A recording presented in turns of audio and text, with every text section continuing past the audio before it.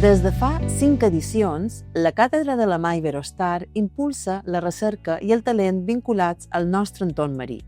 Nascuda el 2018 de la col·laboració entre el Grup Iberostar i la Universitat de les Illes Balears, renovada el 2023 i amb el suport de la Fundació Universitat Empresa de les Illes Balears, la càtedra combina recerca, innovació i compromís social per fomentar la formació especialitzada i impulsar estudis centrats en els reptes ambientals del medi marí.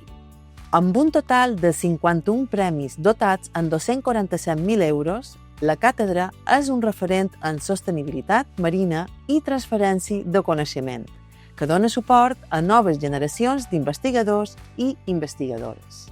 Des de la salut costanera fins a la gestió pesquera sostenible i la reducció dels impactes ambientals, cada projecte representa una passa més cap a la preservació del nostre patrimoni natural. Durant aquests anys, molts joves investigadors i investigadores han compartit la seva recerca en la Càtedra de la Mar Iberostar. A continuació, escoltarem les seves experiències, projectes i reflexions que han contribuït a enriquir el nostre coneixement del mar. Doctor Xavier Capó Fiol, projecte Avaluació per mitjà de biomarcadors dels efectes dels emissaris marins i la hipersalinització de l'aigua sobre Posidònia oceànica.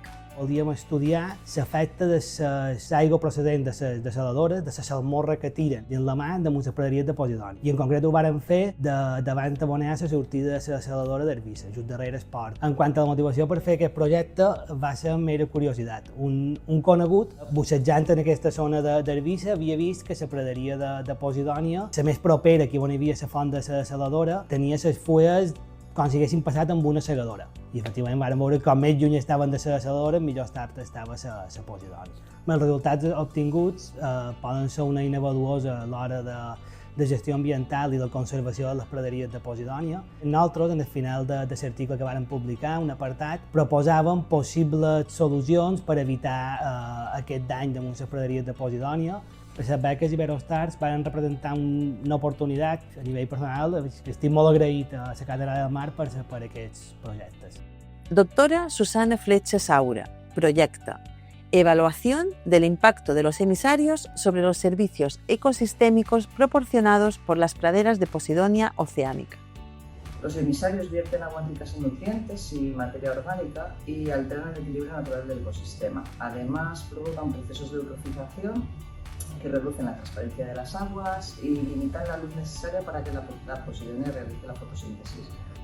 Los resultados de este proyecto ofrecen indicadores claves sobre el estado ecológico de las praderas afectadas por los emisarios y además los datos pueden servir para mejorar la gestión de las aguas residuales, definir zonas de protección, ajustar la planificación costera y contribuir a la conservación de estos hábitats esenciales.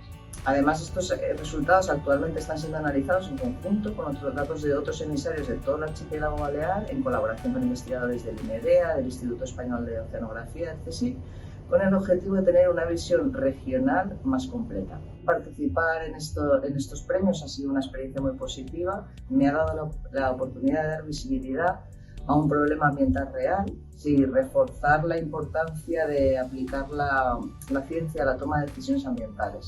Creo que este tipo de iniciativas son fundamentales para acercar la investigación marina a la sociedad.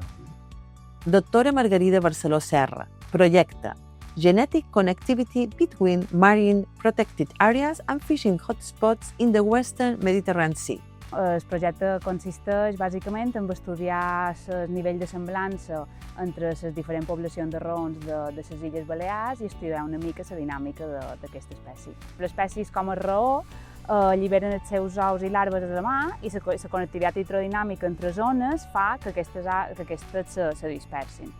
I com que tenim reserves marines que són puestes allà on no se pot pescar i pesqueries allà on sí, aquesta connectivitat és molt important d'estudiar perquè les reserves marines poden servir com a fonts de diversitat genètica i també d'individus cap a aquestes pesqueries. Obtenir aquest premi realment m'ha ajudat molt a diferents nivells. Daniel Ruiz Reynés, projecte Aerial Identification of Seagrass Meadows at Risk Using Artificial Intelligence. L'objectiu del projecte és mapejar les praderes de Posidònia emprant vehicles no tripulats o drons, i amb això explorar vies per identificar praderies en risc i per estimar la densitat de vegetació.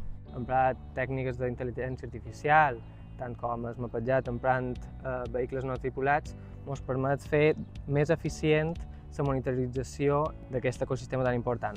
Per jo participar ha estat una oportunitat per desenvolupar certes idees que potser no són tan estructurals de les línies d'investigació ja existents en el centre i potser tal vegada des del punt de vista més a futur fa un poc de massa crítica per aconseguir tenir els resultats necessaris per optar a projectes més competitius o de més impacte o més dificultat.